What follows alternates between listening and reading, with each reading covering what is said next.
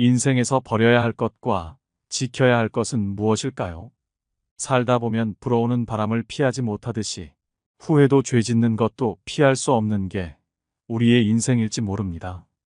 하지만 지금까지 열 손가락을 움켜쥐고 아무것도 놓치지 않으려 안간힘을 쓰며 살아왔다면 이제는 꼭 가져야 할 최소한의 것만 두고 나머지 손가락을 풀어 과감히 놓아버리세요. 쉬운 일은 아닙니다.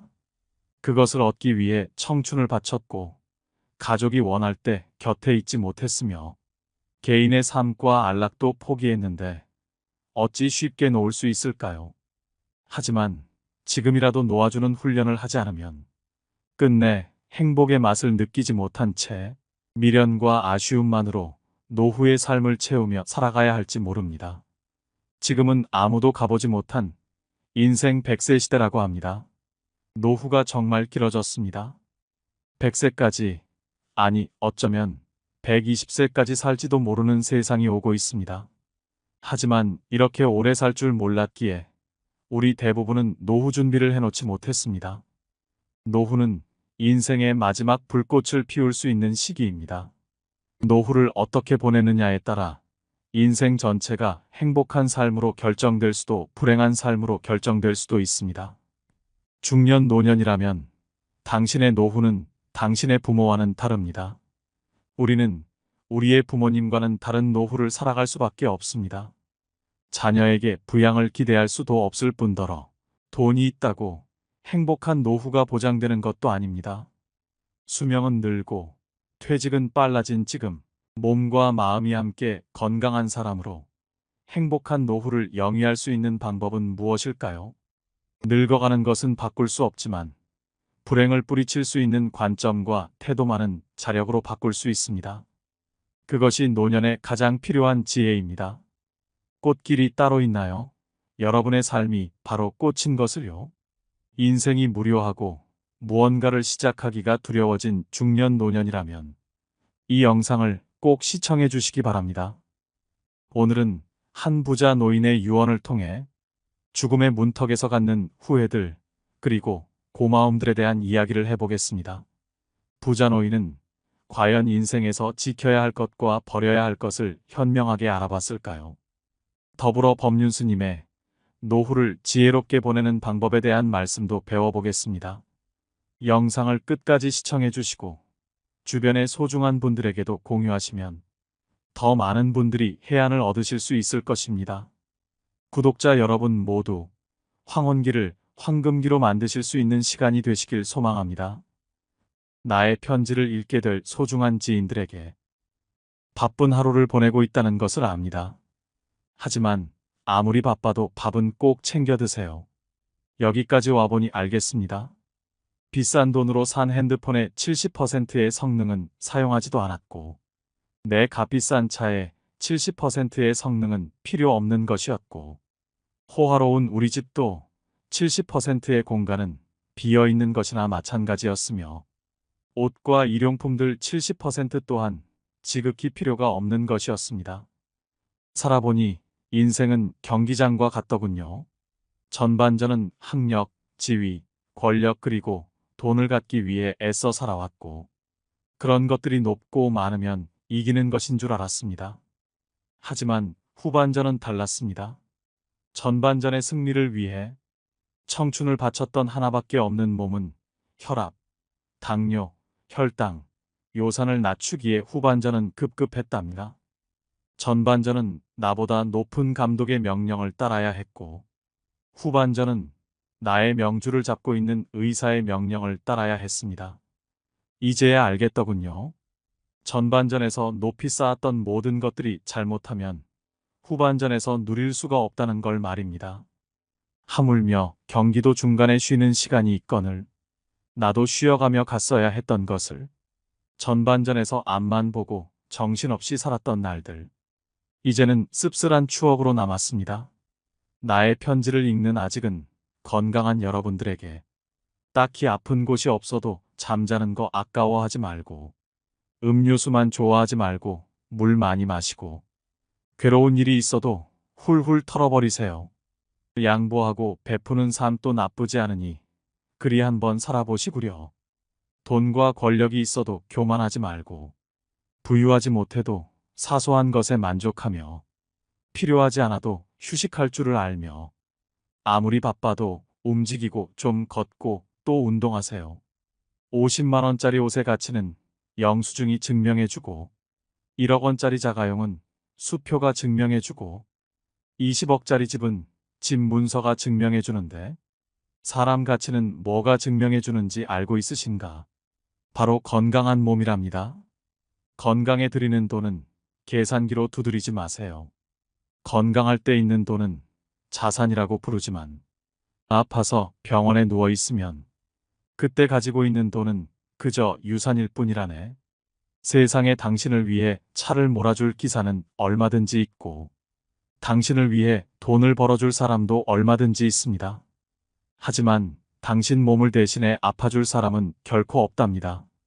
물건을 잃어버리면 다시 찾거나 사면 그만이지만, 영원히 되찾을 수 없는 것은 하나뿐인 생명이라오. 내가 여기까지 와보니 돈이 무슨 소용이 있는가? 내가 죽으면 나의 호화로운 별장은 내가 아닌 누군가가 살게 되겠죠? 내가 죽으면 나의 고급차 열쇠는 누군가의 손에 넘어가게 되겠죠? 많은 재물의 욕심은 나를 그저 탐욕스러운 늙은이로 만들어버렸다네. 내가 한때 자랑으로 알고 쌓았던 많은 것들인 돈, 권력, 지위가 이제는 그저 짐에 불과할 뿐. 그러니 전반전에 살고 있는 사람들아, 너무 애타게 살지들 마시고, 후반전에서 살고 있는 사람들아, 아직 경기는 끝나지 않았으니 행복한 말년을 위해 지금부터라도 자신을 사랑하시라. 전반전에서 빛나는 승리를 거두었던 나는 후반전의 병마를 이기지 못하고 병원 특실에 이렇게 누워 죽을 날만 기다리고 있다. 아무리 시설이 좋은 특실이면 뭐해? 허름한 농촌 경로당보다 못하단 걸 알려주고 싶습니다. 그래도 이 편지를 지인들에게 전할 수 있음에 따뜻한 기쁨을 느낀답니다. 바쁘게 세상 살아가는 그대들, 자신을 사랑하며 살아가기를. 힘없는 나는 이제 마음으로 그대들의 행운을 빌 뿐이라오. 누구보다 먼저 웃고 많이 웃는 행복한 나날들로 가득 채우시길. 여러분은 부자노인의 유언장을 듣고 어떤 생각이 드셨나요? 진정한 행복은 돈으로 살 수 없다는 말이 있습니다. 돈으로 집은 살 수는 있지만, 단란한 가정은 살 수 없고, 침대는 살 수 있지만 잠은 살 수 없다. 시계는 살 수 있지만 시간은 살 수 없고, 또 약을 살 수는 있지만 건강은 살 수 없고, 피를 살 수는 있지만 생명을 살 수는 없다. 사람들은 높은 연봉이나 안정된 직장을 갖거나 멋진 배우자를 만나거나 사람들과의 관계가 좋으면 행복하다고 생각합니다. 사회적 성공을 쫓고 경제적 풍요를 갈망하며 타인의 인정을 갈구하는 데 많은 노력을 쏟는 이유입니다. 그런데 이렇게 행복을 외부적인 것에서 찾게 되면 자신이 느끼고 경험하는 일들에 대한 책임을 다른 사람이나 다른 것에 돌리게 됩니다. 누군가는 말합니다. 행복은 우리가 소유한 것들이 유형의 것이건 무형의 것이건 상관없이 그 양과 질이 증가하는 과정이 계속될 때 얻어진다고 합니다. 즉 행복은 어떤 성공의 도착점에 도착하여야만 비로소 얻을 수 있는 것이 절대 아니고, 변화의 길을 걸어가며 내딛는 발걸음마다 계속 남겨지는 발자국처럼 쫓아오는 거라고 합니다. 이처럼 인생의 마지막에서 노인이 깨달았던 것은 젊은 날을 아등바등 사느라 자기 자신을 제대로 돌보지 못한 것에 대한 후회이지 않을까요? 진짜 행복은 나로부터 시작됩니다. 내 인생의 운전자는 오직 나입니다. 한 번뿐인 인생을 타인의 기준에 얽매이지 않고 자신의 가능성을 믿는 것, 충실한 오늘을 사는 태도를 가질 때 비로소 행복할 수 있습니다. 그럼 어떻게 하면 후회 없는 노후를 보낼 수 있을까요?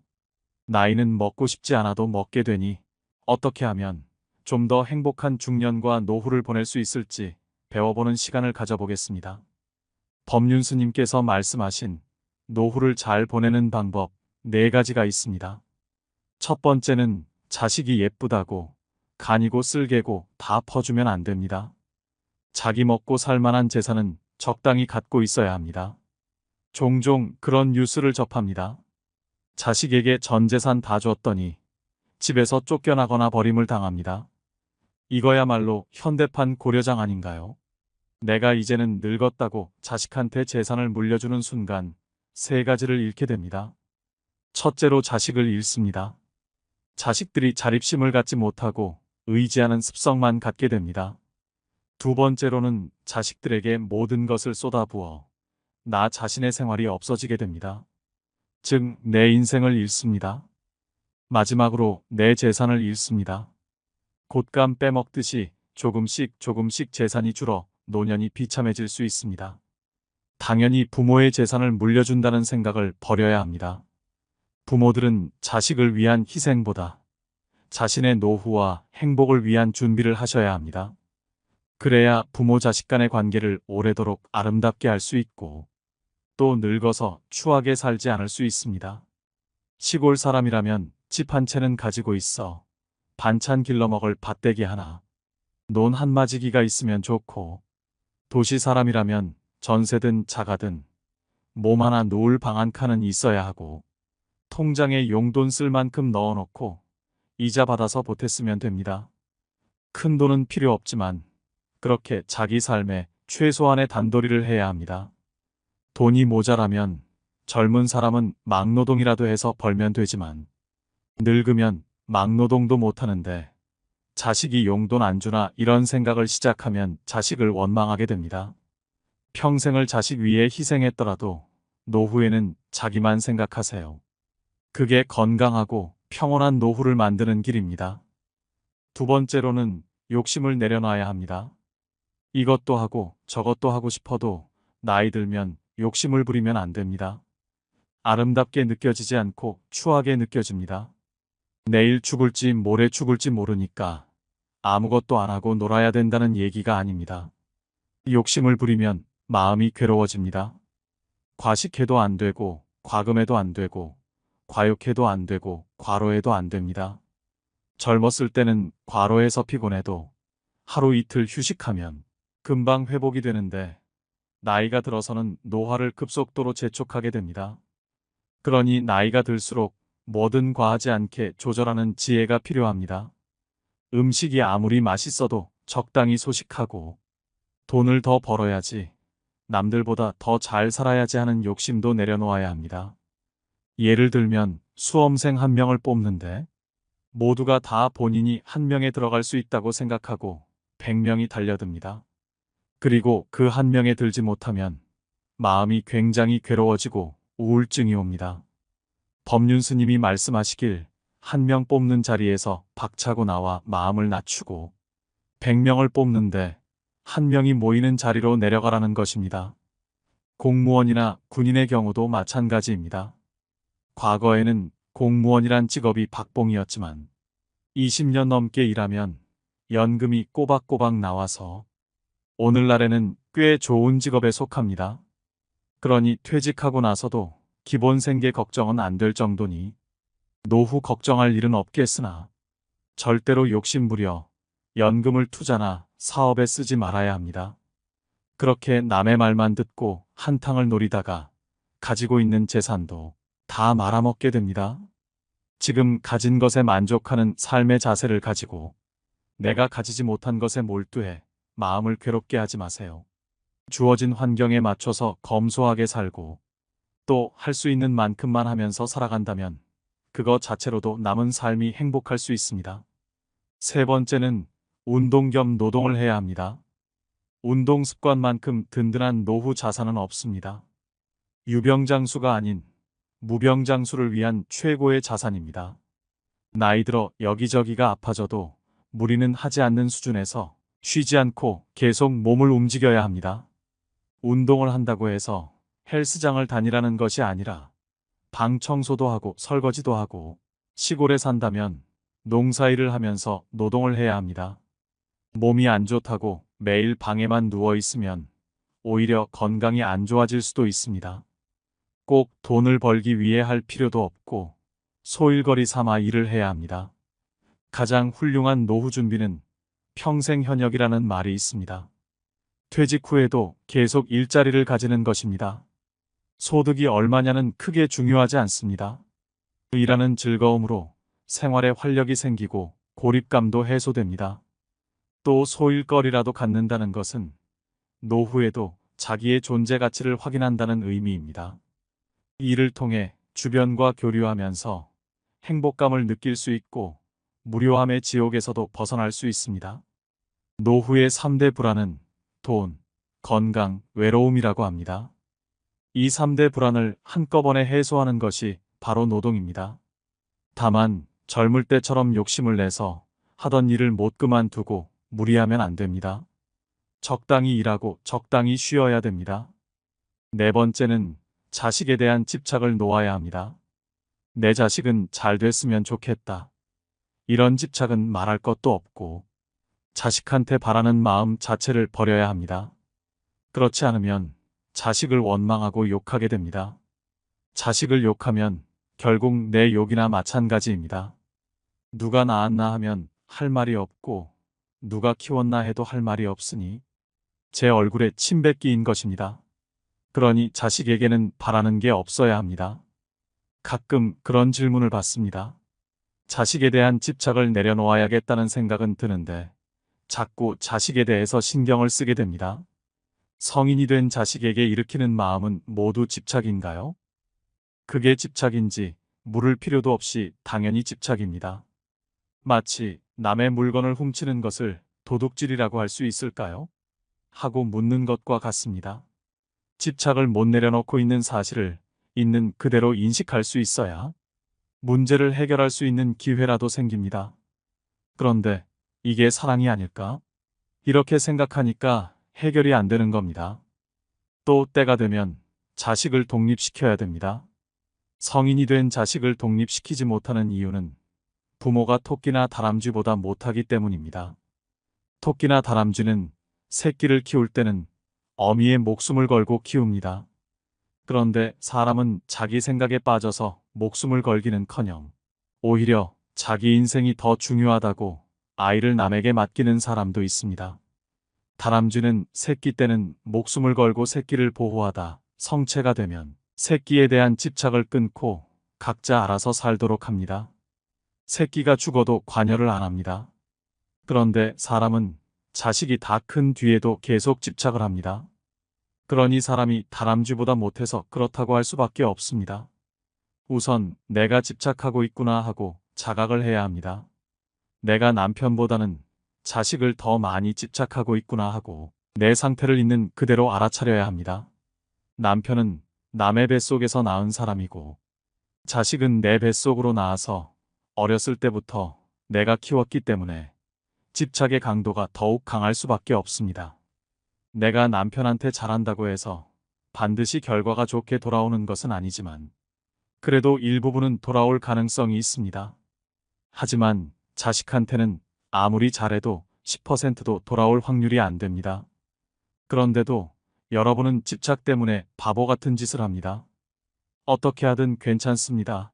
남도 돕는데 자식을 돕는 것이 왜 나쁘겠나요?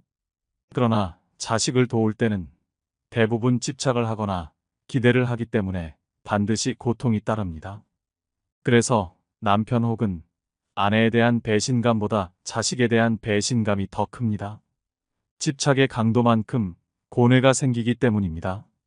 부처님은 괴로움은 집착 때문에 생긴다고 말씀하셨습니다. 괴로우면 집착을 내려놓으면 되는 것이고 괴롭고 싶으면 집착하면 됩니다. 그러니 자식이 어릴 때는 정성껏 돌보고 성인이 된 후에는 각자의 길을 존중하는 방식으로 지내야 부모도 자식도 평화롭습니다. 자식이 용돈이라도 주면 액수에 관계없이 얼마를 주든 고마워해야 합니다.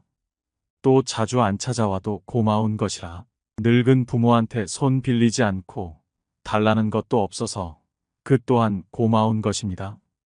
바라는 마음이 없으면 자식을 효자로 만들 수 있고 바라는 마음이 불효자를 만듭니다. 여기에 하나를 더 얘기하자면 자식에게든 젊은 사람에게든 이래라 저래라 잔소리를 하지 말아야 합니다. 입에서 간섭이 나오려 해도 연부를 외우며 막아야 합니다. 그러면 자식들이 부모를 더 보살펴 줍니다. 대부분 자식이 부모를 떠나고 잘 안 찾아오는 경우는 부모에게도 원인이 있습니다. 간섭이 많고 잔소리도 많았던 경우가 많습니다. 이것이 부모의 특징이기도 하지만 노인의 특징이기도 합니다. 아무리 자식이라도 자식의 인생에 지나치게 간섭하지 말고 시비분별하지 말라는 것입니다. 사람이 늙으면 늙는 대로 보기가 참 좋습니다. 나이가 좀 들어야 삶에 참맛이 있습니다. 봄에 피는 꽃도 예쁘지만 가을에는 단풍잎이 빨갛게 물들고 은행나뭇잎이 노랗게 물드는 것처럼 잘 물들면 봄꽃보다 더 예쁘고 아름다운 것이 단풍입니다.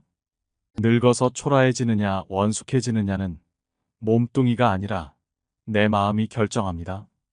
입에서 나오는 한마디가 내가 살아온 인생의 많은 경험에서 우러나오기 때문에 젊은 애들이 조잘대며 영양가 없이 하는 말보다 들을만하고 스님도 똑같은 법문을 해도 20, 30대에는 별로 설득력이 없었으나 이제는 영감이 다 돼서 얘기하니 구수하게 들립니다.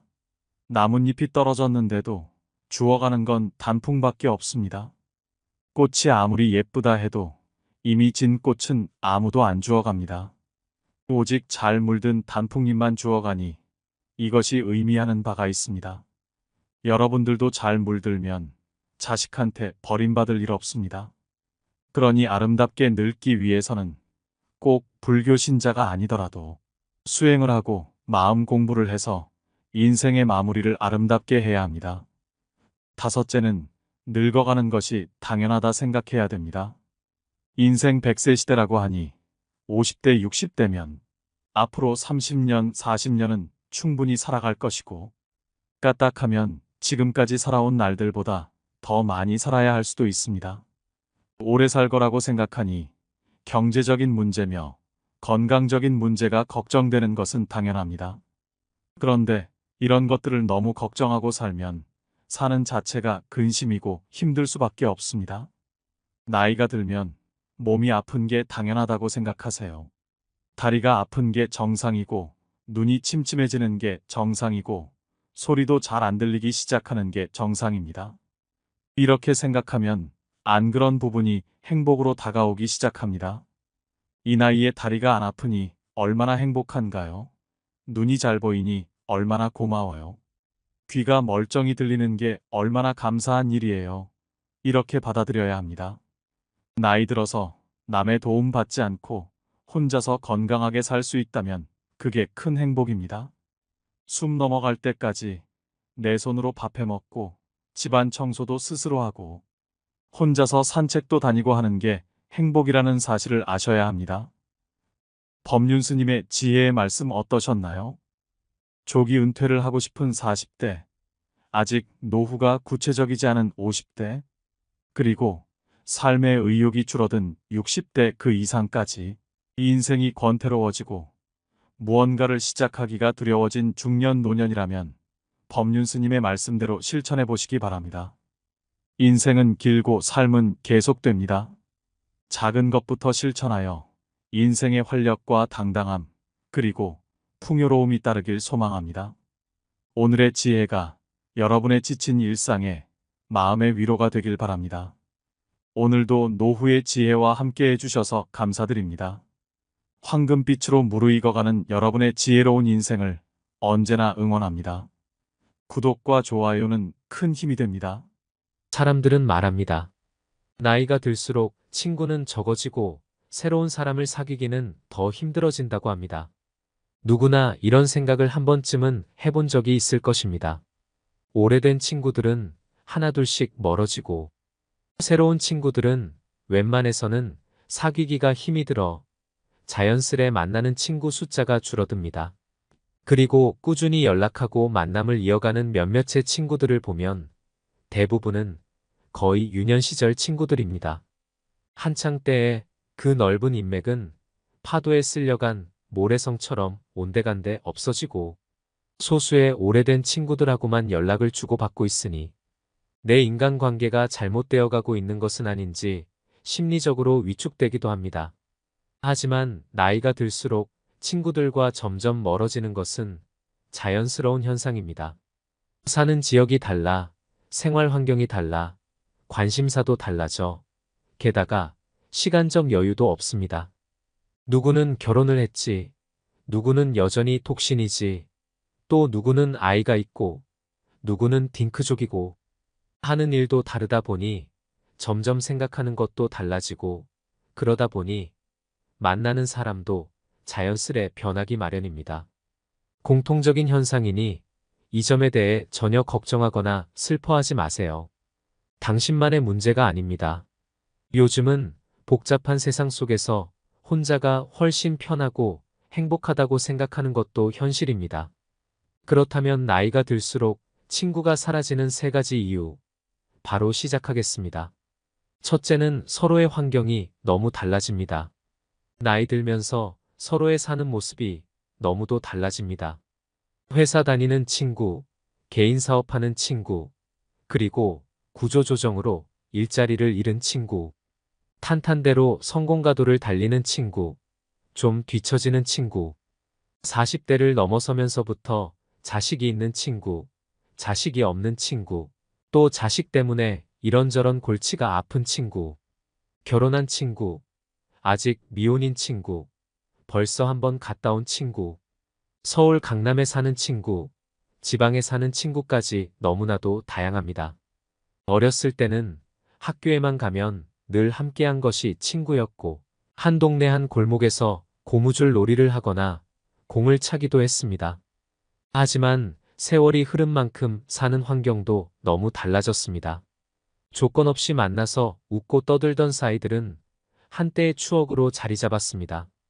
대화의 주제도 관심사항도 머물러 있어야 할 공간과 그에 따른 시간도 제각각 자신의 삶에서 기준을 삼게 됩니다. 어릴 땐 살짝 불쾌해도 친구니까 장난이니까 화내면 내가 이상한 사람이 될 것 같아 무심코 넘겼던 말들이 이제는 참아지지 않고 반감이 생깁니다. 돈 내고 형편없는 음식점에서 불평불만을 하기보단 그냥 재방문을 다신 안 하는 것처럼 무례한 친구는 다시 연락하지 않아 버리면 그만이라고 생각합니다. 어느덧 환경이 비슷한 사람들을 만나다 보니 시간 내어 맞춰야 하는 친구들의 약속은 차일피일 핑계로 미루게 됩니다. 언제 밥 한번 먹자는 약속은 새해 목표를 세우고 지키지 않듯 반복적인 행위가 되어버립니다. 친구들과의 생활 패턴도 너무나도 달라졌습니다. 나를 한번 잡아 만나는 것조차 큰일이 되어버렸습니다. 거기다 경제적 차이도 꽤 벌어지는 경우도 있습니다. 자신도 모르게 시기 질투를 하기도 받기도 되면서 마음이 멀어지게 됩니다. 이제 친구들의 공통 관심사는 줄어들고 나의 문제도 너의 문제도 아닌 어정쩡한 경우가 많이 있습니다. 그러다 보니 자연스럽게 멀어지게 됩니다. 하지만 이것은 자연스러운 인생의 이치이니 내 잘못도 아니고 친구 잘못도 아닙니다. 정말 소중한 친구들은 언제 만나도 늘 즐겁지만 나와 맞지 않는 친구와 맞춰가는 건 힘들다는 걸 이제는 알아버렸습니다. 나의 시간과 돈을 들여 그 친구를 계속 만나는 게 나에겐 더 이상 즐거운 일이 아닙니다. 그렇게 인생 살면서 겪게 되는 고비마다 옆에 있던 친구들이 재정비가 됩니다. 하지만 이런 자연스러운 재정비 과정을 받아들이지 못하고 만나도 재미도 없고 상처 주는 말에 마음이 다치기도 하고 시간이 아깝다는 생각을 하면서도 그냥 오래된 친구니까 끊지 못하는 사람들이 있습니다. 그건 인생 순리에 반하는 행동입니다. 아닌 친구 관계라면 순리에 맡기는 것도 인생 사는 지혜입니다. 두 번째는 생각보다 인생은 그렇게 길지 않다라는 현실적인 생각 때문입니다. 세상에 나오는 데는 순서가 있어도 가는 데는 순서가 없다라는 말이 있습니다. 인생이란 게 오늘 내일 어떻게 될지 모르는 세상을 살고 있습니다. 대부분의 사람들이 그렇게 느끼고 살기에 자신의 삶이 언제 닿을지 모른다는 생각에 누군가를 만나는 데 있어서도 시간을 아끼게 되는 것입니다. 인생이 무한하지 않다는 것을 나이가 들수록 깨닫게 됩니다. 그래서 새로운 사람을 만나 서로 친해지기까지 드는 많은 시간을 할애하는 것이 부담스럽고 젊은 시절 때처럼 인맥을 넓히고 유지하는데 쏟아부어야 하는 시간과 비용을 들이는 것을 꺼리게 됩니다. 마음 맞지 않는 친구와의 관계 개선에 쓰는 시간과 감정 소모가 아깝기 때문에 이제는 있어도 그만, 없어도 어쩔 수 없는 것이 친구다라는 생각도 많이 하는 것입니다. 나이가 들수록 자신의 삶이 유한하다는 것을 피부로 체감하게 되면서 사람을 만나는데도 시간을 아끼게 됩니다. 정서적인 교감이 불확실한 새로 만나게 된 사람에게 시간 투자를 안 하게 됩니다. 인생의 중반기가 넘어가고 나서 자신의 확고한 세계관이 정리된 이후에 만난 친구가 자기와 더 잘 맞고 그래서 더 소중해질 수 있는 것이기 때문입니다. 진짜 친구라는 것은 소꿉친구냐, 사회친구냐가 아니라 지금 현재 나의 옆에서 나와 함께 하고 있는 그 친구가 진짜 친구인 것입니다. 가는 사람 잡지 말고 오는 사람 막지 마라라는 말이 있습니다. 본인과 맞지 않아서 보낸 예전의 친구는 이제 그만 잊으세요. 친구 수와는 전혀 상관없이 지금 현재 나의 옆에 있는 연락하고 지내는 친구에게 만족하고 그들과 삶을 즐겁게 살아가세요. 이렇게 친구들이 하나둘씩 줄어드는 이 와중에도 꼭 지켜야 하는 친구들도 있습니다. 남은 인생 동안 우리 곁에 소중하게 머물게 해야 할 진짜 친구들은 어떤 친구들일까요? 새로운 것을 배우는 것에 열심인 친구, 다른 사람의 마음에 공감해주고 조용히 들어주는 친구, 한결같이 상대방을 존중해주는 친구, 상대의 말을 끝까지 경청하고 소통할 줄 아는 친구, 남의 험담을 하지 않고 칭찬을 잘하는 친구, 충고나 가르치려 들지 않고 선을 잘 지키는 친구, 겉과 속이 다르지 않고 일관성이 있는 친구, 적당히 절제할 줄 아는 친구, 자식 자랑하지 않는 친구. 여러분들도 몇몇 친구가 떠오르지 않나요? 바로 그 친구들이 우리의 남은 인생 동안 끝까지 함께 가야 할 귀한 사람들입니다. 반면 매번 시간 약속을 안 지키는 개념 없는 친구, 자신의 힘든 점을 반복적으로 얘기하는 친구, 만나면 자기 자랑만 늘어놓는 친구들은 오히려 안 만나는 편이 나의 정신건강을 지킬 수 있습니다. 만날 때마다 감정 쓰레기통이 된 듯한 생각을 불러일으키는 친구 때문에 자신의 인생을 피곤하게 맞춰주며 살기보다는 나의 인생과 정신적 안정감을 더 중요하게 생각해야 됩니다. 좋은 사람들만 만나기에도 바쁠 만큼 쏜살같이 지나가는 인생입니다. 솔직히 1년에 한 번씩 보고 통화하는 20년지기 친구보다 일주일마다 한 번씩 만나는 친구가 훨씬 더 가까운 친구 아닌가요? 진짜 친구라는 기준의 틀을 정해놓지 마세요. 그러는 순간 남아있는 다른 친구들에 대한 비중을 적게 두게 돼요. 그 소중한 사람들의 의미까지 없다고 느낄 수 있습니다. 오늘부터는 오래된 친구가 더 소중하다라는 편견을 버려보세요. 앞으로 더 살아갈수록 또 다른 만남이 있고 헤어짐이 있고 그 중에서 내가 다시 마음을 활짝 열 수 있는 누군가를 만나게 될 일입니다. 누가 나한테 호감을 표현하고 있다면 너무 의심하거나 밀쳐내지 마시고 그 만남에 겁내지 마세요. 내가 마음을 열지 않고 있으면 절대 보이지 않습니다. 그저 지금 옆에서 자리를 지키고 있는 현재의 친구와 행복한 시간을 보내시고 또 잊지 말아야 할 점은 나에게 가장 소중한 친구는 바로 나 자신이다라는 걸 잊지 마시고 언제나 나 스스로를 사랑해 주세요. 세 번째는 친구보다 더 중요한 것들이 많아지기 때문입니다. 나이가 들어감에 따라 친구보다 더 중요한 것들이 많아지면서 나와 굳이 맞지 않는 사람과는 자연스럽게 멀어지게 됩니다.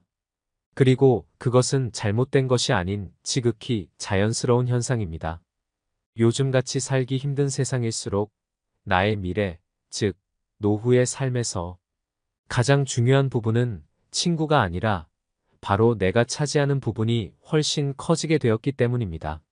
내가 어떻게 해야 더 더 잘 살 수 있을까라는 노후의 삶에 대한 고민이 많아지다 보니 상대적으로 친구는 뒤로 밀리게 되는 것입니다. 세상사 모두 만남이 있으면 헤어짐이 있고 모든 인간관계를 전부 세상 끝까지 끌고 갈 수는 없는 노릇입니다. 그 점에 대해 불안해하거나 초조해하거나 불편해하실 필요 전혀 없습니다.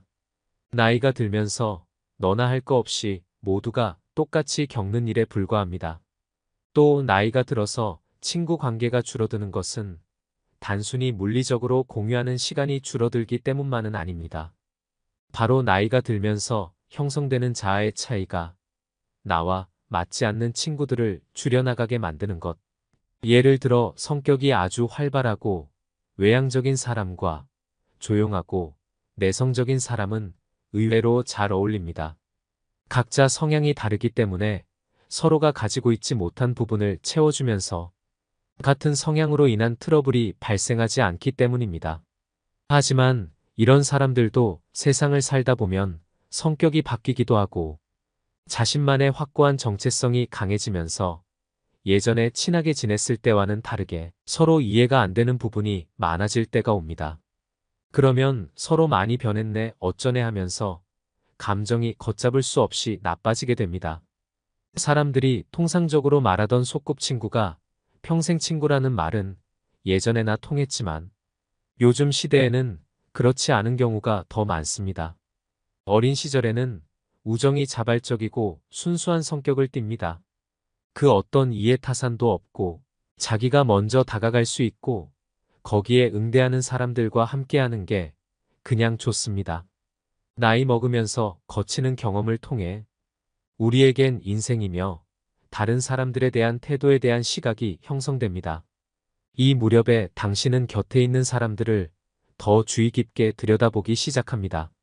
실없이 흥청대는 만남은 한 달에 몇 번 가까운 술집에 둘러앉는 것으로 바뀌며 오랫동안 알고 지낸 사람이 자기 인생살이에 관해 한없이 늘어놓을 때 우리의 머릿속에선 늘 같은 생각이 맴돕니다. 우린 이제 갈 길이 서로 다르군. 그 시점은 대개 대학을 졸업하고 사회인이 되는 시기와 일치하는 것 같습니다. 사회적 위치가 달라지고 각자의 관심사, 목표, 가치관이 생겨나는 시기. 그 전까지는 모두가 학생이었습니다. 성적의 차이는 있을지언정 똑같이 공부하고 똑같이 돈이 부족했습니다. 그러나 취업을 기점으로 결국 서로 다른 자아가 만들어지게 되는 것이지요. 결국 자연스럽게 나와 맞지 않는 친구들과는 멀어지게 되는 것입니다. 불편을 감수하면서 친구 관계를 억지로 유지하려는 노력보다 자연스럽게 나와 진정으로 맞는 친구를 찾는 과정이라고 생각합니다. 한때 가장 다양한 상황에서 다양한 삶을 당신에게 안긴 사람들이 2단계에서 걸러져 사라집니다. 왜냐하면 중년의 나이가 넘어가고 나서 자신의 확고한 자아가 확립된 이후에 사회에서 만난 친구가 자기와 더 대화도 잘 통하고 축이 맞기 때문입니다. 이 사람을 지금 만났다면 절대 친구하지 않았을 거야 하고 깨닫기도 합니다. 옛 친구와 나는 성장하면서 다른 사람이 됐고 이제 서로 별로 좋아하지 않습니다. 그런 일은 흔하게 생기기 마련인데 그렇다 해서 아쉬워할 건 하나도 없습니다. 연구에 따르면 청소년기의 우정이 사람의 정신 건강에 큰 영향을 미친다고 합니다. 만약 여러분에게 친근하고 감성적인 관계가 있었다면 그런 우정 덕분에 당신은 불안이나 우울증을 겪지 않을 수 있었으며 자존감이 높아진 것입니다. 인생에 그렇게 많은 친구는 필요 없습니다. 정말 평생을 함께할 친구 한 명만 있어도 성공한 인생이라고 합니다. 평생을 함께할 인연이 있고 잠깐 스쳐 지나가는 인연도 있습니다. 내가 최선을 다해 붙잡아야 할 인연이 있고 그냥 스쳐 지나가도록 놔둬야 할 인연도 있습니다. 엇나간 인연은 그냥 흘러가도록 두고 새로운 인연을 또 감사히 붙잡으면 됩니다. 누가 누구에게 잘못했고의 문제가 아니고 서로를 존중하지 않는다는 문제도 아닙니다. 그냥 자신과 맞지 않는 사람일 뿐인 것입니다. 그게 내가 나를 챙기는 법이고 내가 스트레스에서 나를 구해주는 일입니다. 맞지 않은 친구와 인연을 유지하는 대신 옆에 있는 소중한 사람에게 더 잘하는 게 어떨까요? 현재 친구들과의 관계를 잘 유지하는 방법 중 가장 중요한 것은 지금 당장은 바쁘고 조금은 귀찮더라도 먼저 안부를 묻는 연락을 하는 것입니다. 늘 상대방에게 연락이 오기만을 기다리지 말고 오늘은 친구에게 먼저 연락해서 안부를 묻는 따뜻한 마음을 베풀어 보는 것은 어떨까요? 오늘도 노후의 지혜와 함께 해주셔서 감사드립니다. 황금빛으로 무르익어가는 여러분의 지혜로운 인생을 언제나 응원합니다. 나이 60이 넘으니 문상 가는 일이 부쩍 많아졌습니다. 조문간 자리에서 동년배의 지인들과 술 한잔 기울이다 보면 내가 벌써 중년을 넘어 노년이 되었다는 사실을 다시금 깨닫게 됩니다. 이순이란 나이는 귀가 순해져 사사로운 감정에 얽매이지 않고 모든 말을 객관적으로 듣고 이해할 수 있는 시기라고도 하는데, 이순을 다하고 돌아가시는 어른들을 보며 우리들이 나누는 이야기들엔 얼마나 깊은 삶의 의미들이 담겨 있을까 궁금해집니다. 뼈 빠지게 노력하며 열심히 살았다 푸념들 하지만 무엇을 위해, 누구를 위해 이토록 열심히 살았다는 것인지, 가족을 위해 살았다지만 정말 그게 전부인지, 지금껏 앞만 보고 달려온 인생, 누구도 그 의미를 알아주지 않는다고 생각하니 끝없는 공허함과 소외감이 몰려오곤 합니다. 누구나 60여 년을 살다 보면 뒤를 돌아보게 됩니다. 100세 시대를 맞이한 요즘 60세는 인생의 약 절반에 불과한 나이가 되었습니다. 60세가 되어 인생의 반환점을 맞이한 사람들은 새로운 인생의 막을 꿈꾸기도 하지만 어떻게 살아야 할지 막막해지는 경우도 많습니다. 또 나름대로 최선을 다해 살아왔다고 해도 이른을 앞둔 대부분의 사람들은 분명 후회되는 일들이 생깁니다. 미래에 희망이 없어 보인다 해도 포기하지 말고 지금부터 할 수 있는 일들을 꾸준히 실천해야 합니다. 오늘은 60대의 99%가 후회하는 4가지에 대해 이야기를 나눠보겠습니다. 이 모든 것을 경험한 인생 선배들은 어떤 후회를 했을까요? 그럼 바로 시작하겠습니다. 첫 번째는 돈을 감정적으로 소비하지 말고 더 많이 저축해야 됩니다. 대다수의 은퇴 후 가장 큰 고민은 경제적인 어려움입니다. 고정 수입은 줄어들지만 자녀 지원비, 병원비 등 각종 지출은 늘어가는 탓에 노후의 생활고에 시달릴 수 있습니다. 노후에 빈곤해지면 자존감이 무너집니다. 우리나라는 과시문화가 있습니다. 남들이 타는 좋은 차, 좋은 집과 비교하게 되고 자신의 형편을 이웃 친인척들과도 비교하게 됩니다. 그렇게 경제적으로 부담스러워지면 자연스럽게 모임이나 친구들을 만나는 것도 줄이거나 안 하게 되면서 외로움이 따라옵니다. 돈 없는 부모는 자식도 멀리하는 경우가 많습니다. 그러면 또 허무감이 생깁니다. 결국 이러려고 평생 자식들 힘들게 뒷바라지하며 살았나 하는 생각과 그동안 열심히 살아왔던 삶이 통째로 부정당하는 것 같은 기분에 우울증까지 생깁니다. 외로움과 허무감, 우울증으로 무기력해지면 몸도 마음도 아픕니다. 불안정한 노후에 희망도 보이지 않고 살고 싶다는 의지가 없어지니 결국 극단적인 선택을 하는 경우도 일어날 수 있습니다. 우리나라 노인 빈곤율과 노인 자살률은 1위라고 합니다. 그만큼 노인들이 불행한 나라라고 할 수 있죠. 우리 어르신들이 50년대 전쟁을 겪으며 꿀꿀이 죽과 나무뿌리로 연명했어도 자살률은 그리 높지 않았습니다.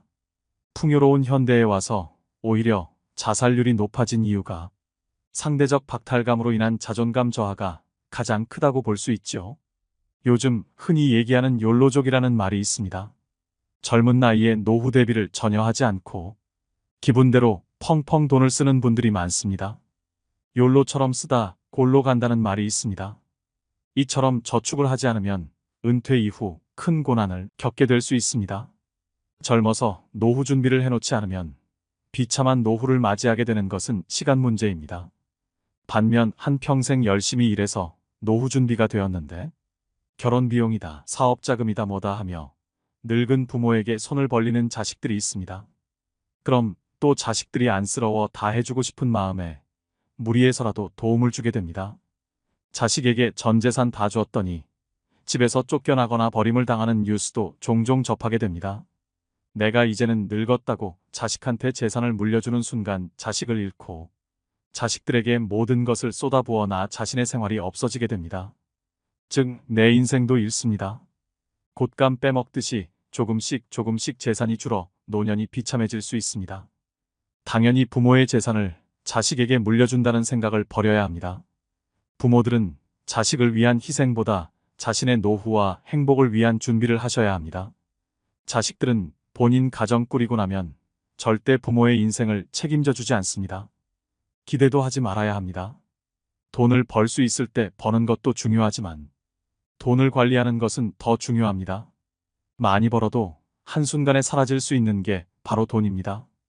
가장 훌륭한 노후 준비는 평생 현역이라는 말이 있습니다. 몸이 무리되지 않는 선에서 퇴직 후에도 계속 일자리를 가지는 것입니다. 소득이 얼마냐는 크게 중요하지 않습니다.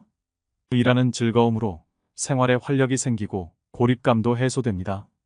또 소일거리라도 갖는다는 것은 노후에도 자기의 존재 가치를 확인한다는 의미입니다.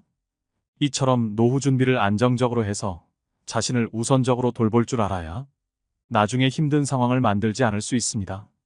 경제력이 뒷받침되어야 안정적이고 행복한 노후를 지낼 수 있다는 것을 부정하시는 분들은 아마 없을 것입니다. 특히나 평생 동안 쓰는 병원비의 50%는 노후의 10년에 집중된다고 합니다. 여태 모아놓은 돈을 자식에게 퍼주거나 젊을 때 저축하지 않아서 아파도 병원에 가지 못하는 최악의 상황은 생기지 않아야 합니다. 이런 상황을 만들지 않으려면 우리는 우리의 돈을 잘 지켜야 합니다. 두 번째는 금융 공부를 미리 해두시는 게 좋겠습니다. 은퇴 준비를 미리 하셔서 행복한 노후를 맞이할 수 있습니다. 그 조건에는 금융 공부가 필수입니다. 모두 돈을 버는 데만 몰두할 뿐 돈을 모으고 지키는 데는 관심이 없습니다. 또 한국인에게 인생을 살아가는데 중요한 금융 교육은 매우 결여되어 있는 게 현실입니다. 즉, 우리나라는 열심히 살아도 가난을 면하기 어려운 나라임에는 틀림없습니다. 무척 억울하지 않나요? 저는 억울할 것 같습니다. 분명히 자신의 삶을 돌아보면 일만 한 것 같은데 그 결과가 노후 빈곤이라니요? 그런데 우리가 노후 빈곤 문제를 논하면서 놓치고 있는 중요한 것이 하나 있는데 국민들이 대체로 지독한 금융 문맹이라는 점입니다. 문자 문맹은 생활이 불편한 일이지만 금융 문맹은 생존이 달린 문제입니다. 우리나라에선 열심히 일하는 것에 대해서는 모두가 미덕으로 칭찬하지만 본격적으로 자산을 불리는 일에 대해서는 심지어 색안경까지 끼고 보는 것이 엄연한 현실입니다. 주식 투자를 하면 도박한다고 경멸하질 않나. 주식 투자에서 돈 번 사람 본 적이 없다고 비아냥거리질 않나. 게다가 부동산을 하면 투기꾼이라고 윽박지르질 않나. 그러면서 동시에 열심히 땀 흘려 돈을 벌고 열심히 저축을 해서 부자 되라고 합니다. 그렇게 열심히 살아도 노후에 자식들 시집, 장가 보내고 나면 정작 자신의 노후를 대비할 돈은 거의 남아있지 않는 것이 사실 아닌지요. 오직 노동을 통해서만 돈을 번 사람은 노동을 못하게 되는 순간 소득 빈곤층으로 전락하게 됩니다. 가난을 면하기 위해서 열심히 사는 것은 당연한 것이고 국민 한 사람 한 사람이 자신을 위해서 돈 그 자체에 대해 공부를 해야 노후 빈곤에 빠지지 않게 되는 겁니다. 아무리 많이 배우고 열심히 살아도 돈을 모르고 열심히 일만 하면 그 결과는 뻔한 것이죠. 국가가 나의 노후를 책임질 걸 기대하기 전에 여러분들은 자기 노후는 자기가 책임진다는 생각을 가져야 합니다. 그건 금융 문맹에서 탈출해야만 가능한 것이 현실입니다. 실제로 은퇴자가 평생 모은 돈을 금융사 직원 권유로 사모펀드에 넣었다가 큰 손실을 봤다는 뉴스가 흔합니다. 이처럼 금융에 대한 지식과 정보가 없으면 내 평생 노후 자금이 물거품처럼 사라질 수도 있는 것입니다. 미국의 부호 워렌 버핏도 65세 이후에 막대한 재산의 90% 이상을 축적했다고 합니다. 그러니 지금도 너무 늦었다고 생각하시지 마시고 쉬운 것부터 천천히 공부하는 것이 중요합니다. 모든 것은 본인 의지대로 마음먹기 나름입니다. 지금부터라도 금융에 대해 관심을 가지고 배워보려는 자세를 갖춘다면 이미 여러분들은 한 단계 해낸 것입니다. 세 번째는 건강과 웰빙에 신경 쓰셔야 합니다. 60대 사람들이 가장 많이 후회하는 것 중 하나는 인생 초기에 건강을 소홀히 한 것입니다. 앞으로 인간의 평균은 점차 수직적으로 늘어날 전망입니다. 그러나 건강 관리를 잘못하여 오랫동안 침대에만 누워 지내다 죽음을 맞이한다면 장수는 아무런 의미가 없는 것 같습니다. 노후의 건강 관리 어떻게 해야 할까요? 노인 A씨와 B씨가 있었습니다. A씨는 100세까지 살았지만 75세의 나이에 찾아온 질병으로 무려 25년을 병원과 집만 오가며 거의 침대에 누워 지내야 했습니다. 반면 B씨는 87세까지 살았지만 죽기 얼마 전까지 텃밭에 나가 취미 삼아 기르던 상추와 고추를 손질하고 부인, 친구들과 단풍 구경을 가는 등 건강하게 활동하며 살았습니다. 과연 누구의 삶이 더 행복하고 이상적인 노후라고 할 수 있을까요? 사람은 누구나 오래 살기를 꿈꿉니다. 하지만 오래 산다고 다 행복할까요? 몸이 불편해 5년, 10년씩을 침대에 누워서 보내야 한다면 또 노후에 소일거리를 찾지 못해 집에서 온종일 텔레비전이나 보며 지낸다면 그것이 행복하다고 할 수 있는 것일까요? 긍정적인 장수는 본인도 행복하고 가족 구성원들도 즐겁지만 부정적인 장수는 본인도 고통스럽고 가족도 힘들게 합니다. 중요한 것은 얼마나 오래 사느냐가 아니라 얼마나 건강하게 사느냐입니다. 기계도 오래되면 녹이 슬고 마모되어 예전만 한 성능을 발휘하지 못합니다. 그러다가 점점 망가지는 곳이 늘어나면서 결국 더 이상 고칠 수 없는 고장난 기계가 되고 맙니다. 사람의 몸도 마찬가지입니다. 기계에 녹이 슬듯이 나이가 들수록 혈관에 혈전이 생기고 장기의 기능이 점점 약해지는 등 건강에 적신호가 켜집니다. 그러나 이런 노화를 당연한 것으로 여겨서는 안 됩니다. 노화 자체는 우리 힘으로 막을 수 없지만 노력을 통해 노화의 속도를 늦추는 것은 가능합니다. 노화의 시계가 느리게 갈수록 우리 몸은 건강하고 노후도 행복해집니다. 노후의 건강을 지키기 위해 다음 사항을 유념하시길 바랍니다. 뼈와 근육의 건강을 챙겨야 합니다. 80세가 되면 30세에 비해 근육의 30에서 40%가 감소합니다. 특히 하지의 근육 감소가 현상이 심해집니다. 뼈의 단단함을 나타내는 골밀도는 20대의 최고조에 달해 그 이후 매년 0.5% 정도 감소합니다. 특히 여성은 폐경기 이후 골밀도가 315년 동안 매년 23%씩 감소합니다. 젊어서부터 꾸준한 근육 운동과 영양 섭취, 관절 관리 등을 통해 뼈를 튼튼히 하는 것이 좋습니다. 또 뇌의 건강을 챙겨야 합니다.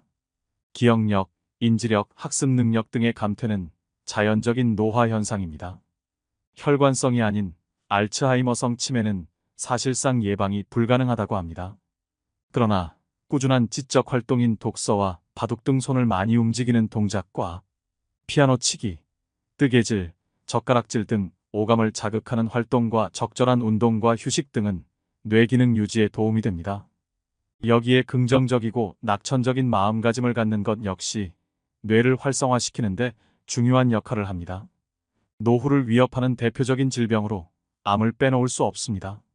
암의 발생률이 점점 높아지고 있는 만큼 암을 예방하는 생활을 하는 것은 노후의 건강을 지키는데 매우 중요합니다.